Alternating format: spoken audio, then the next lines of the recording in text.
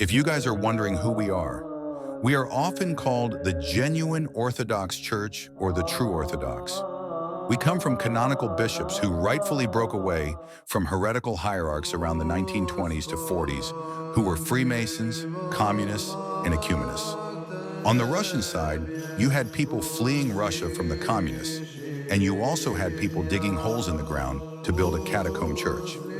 At the same time, there was a heretical KGB patriarch named Sergius who did unspeakable evils like lifting anathemas, giving the Eucharist to papists, putting a picture of Stalin on the altar, and persecuting the catacomb church.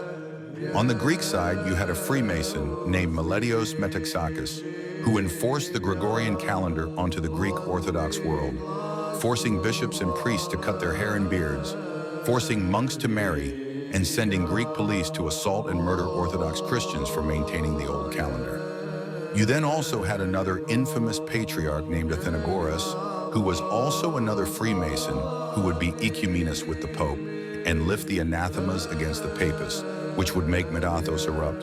And to this very day, they still persecute the only Orthodox church there, which is Esphigmenou. We do not consider these modern organizations who stem from these prior heretical hierarchs to be the Church of Christ, as they are still openly preaching heresy, practicing ecumenism by praying with heretics in violation of the apostolic canons, and even outright endorsing Freemasonry altogether.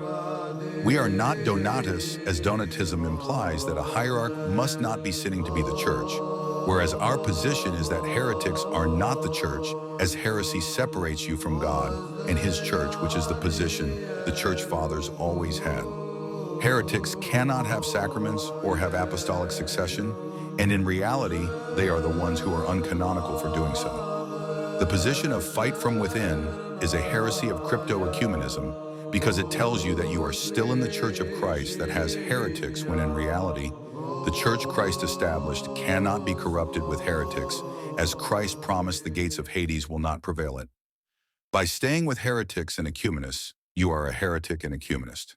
I hope this wakes you up to our position, and may you join us by severing communion with the heretical churches that are under the Free Masonic World Council of Churches. God bless.